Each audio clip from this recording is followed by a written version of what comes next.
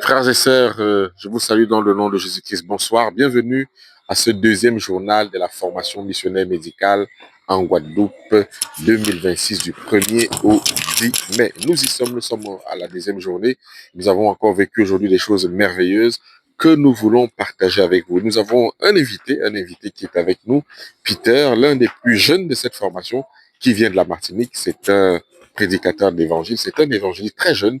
Il a certainement quelque chose à partager avec nous. Alors, Peter, tu peux venir. Je suis content de te voir avec. Rapproche-toi.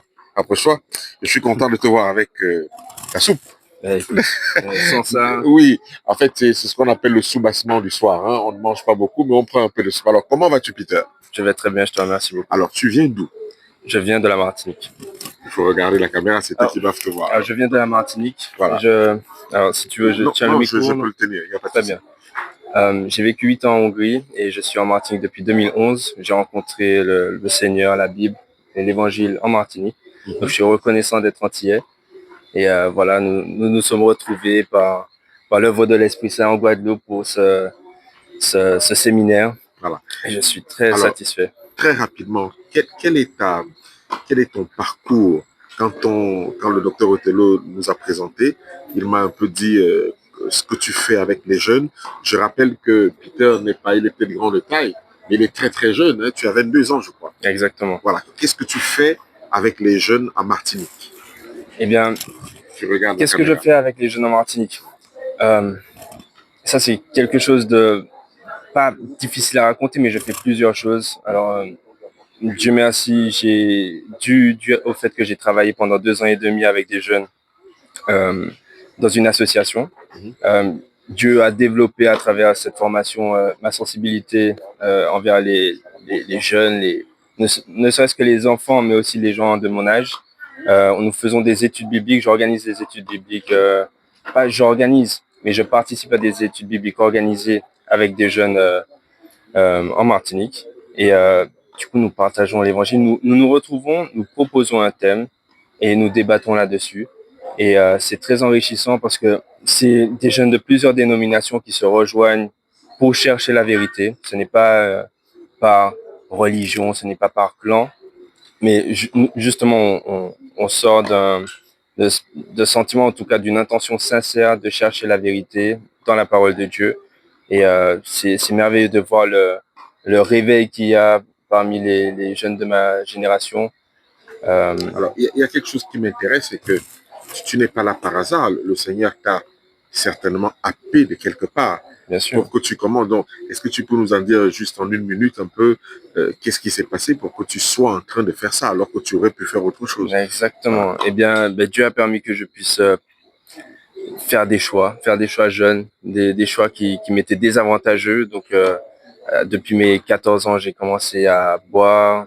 À mes 15 ans, j'ai commencé à fumer du tabac ainsi que du cannabis. Et l'addiction a continué.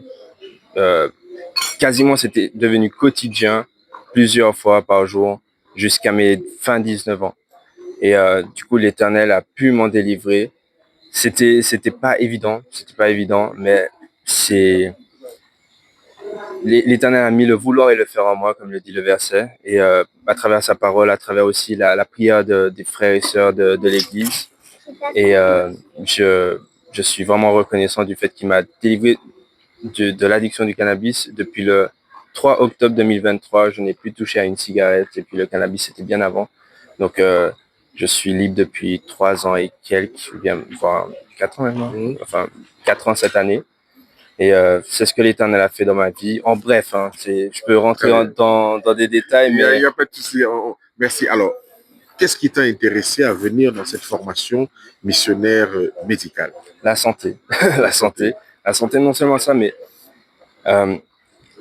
quand on pêche, on vit avec les conséquences de notre péché.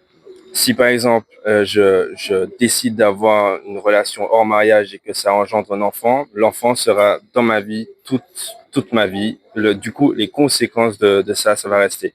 Ainsi que pour la fumette. Je fumais quotidiennement pendant 5 ans non-stop. Et je suis sûr que j'ai les conséquences dans mes poumons. Quand on boit de l'alcool, on a les conséquences dans nos reins, etc. Donc, on mange quotidiennement, on consomme quotidiennement tout le temps.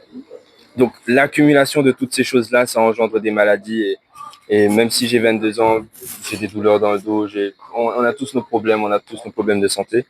Et c'est ce qui me pousse je me suis vraiment posé la question, est-ce que la manière dont je me nourris me sert à moi et me sert aux autres, enfin sert aux autres autour de moi? Est-ce que je donne un bon exemple à travers mon alimentation? Et est-ce que je me rends service avec mon alimentation? J'ai tendance, hein, voilà, ça reste entre nous. Ça reste entre nous. Tout le monde peut avoir, mais quand par exemple je rentre dans un supermarché, que je fais l'erreur de passer dans le mauvais rayon, je repars avec du fromage, je repars avec une basse côte de bœuf charolaise bien comme il faut. Wow. Attention, ouais, attention, c'est fort ça. Attention. C'est fort. Et donc je mange à ma faim, je satisfais l'appétit de mon corps. Ouais. Après je suis calé, je suis là, j'ai envie de rien faire. En fait, je nourris pas réellement mon corps. Mon corps, les désirs de mon corps, j'ai compris qu'elles ont des désirs d'autodestruction. Très bien. Donc, mes appétits, que ce soit nos pulsions, que ce soit la fumette, que ce soit l'alcool, nos corps nous les recommandent, ils désirent. Mais en fait, la Bible dit, nous serons la tête et non la queue. Donc, c'est ma tête qui devrait décider, mon corps devrait être soumis à ma volonté, en tout cas à ma tête, en tout cas à la volonté du Seigneur, bien sûr. Et non, ma tête doit être, soumise au désir de mon corps. Alors, donc, voilà. Juste, parce que c'est un journal de quelques minutes, d'une façon un peu plus directe, tu es donc arrivé à cette formation. Ouais. Ça fait 2 jours où on a commencé vendredi soir, mais en réalité, le gros boom a été donné dimanche. Ça fait 2 jours qu'on est là, sur cette formation. En 30 secondes, comment tu trouves la formation? Trop bien. Déjà, on mange bien. Je suis reconnaissant. Ça, c'est énorme. Et le fait qu'on peut se resservir plusieurs fois, c'est un plus. C'est un plus, honnêtement. Ouais. Et l'ambiance, juste le fait que tout le monde est ouvert à la discussion et tout le monde partage. Tous les soirs, il y a des témoignages, tout le monde raconte comme actuellement, et qu'on rate, bien sûr. L'Éternel nous permet qu'est-ce que je voulais dire? Le fait que cette formation nous permet de partager ce que l'Éternel a fait pour nous personnellement aux autres. Et du coup, tout le monde peut se rattacher un peu au témoignage des autres, enfin, plus ou moins pour certains. Et au niveau des cours, au niveau de la formation elle-même, des cours. J'ai appris à masser aujourd'hui. Pas un truc que je faisais ou que j'avais l'intention de faire. Mais dans l'état où j'ai vu mon frère qui se faisait masser, je vois qu'il s'est senti très très bien. Gloire à Dieu. Donc, alors, tu vas regarder la caméra maintenant et tu vas imaginer que nous avons 10 000 téléspectateurs, 10 000, wow. Alliance éternelle, les ténèbres à la lumière.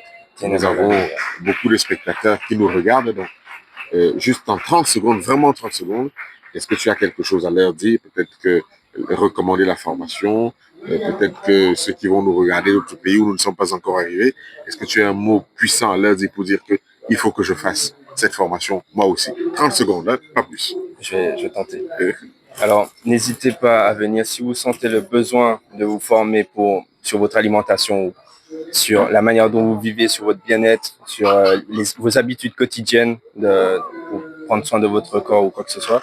N'hésitez pas. Et puis surtout, c'est l'urgence de la situation. Aujourd'hui, il y a des événements qui vont s'enchaîner et nous avons besoin d'avoir les compétences pour prendre soin de ceux qui nous entourent. Ça, c'est une obligation. On a besoin d'apprendre à soigner. On a besoin d'apprendre à prendre soin. Et ce n'est pas l'industrie pharmaceutique qui va te faire apprendre ça. Ce n'est pas les médecins ils vont traiter les symptômes, mais pas ton problème. Donc, franchement, venir ici, en tout cas, pour moi, ça a été la meilleure solution. Donc, vous faites ce que vous voulez, mais faites le bon choix. Merci beaucoup, Peter. Comme je l'ai dit, c'est l'un des plus jeunes de cette formation missionnaire médicale en Guadeloupe. Il vient de la Martinique. Donc, il a pris l'avion pour être avec nous. Nous voulons bénir le Seigneur pour ça. Peter, on va leur dire au revoir. On vous dit à demain pour le prochain journal. Au revoir.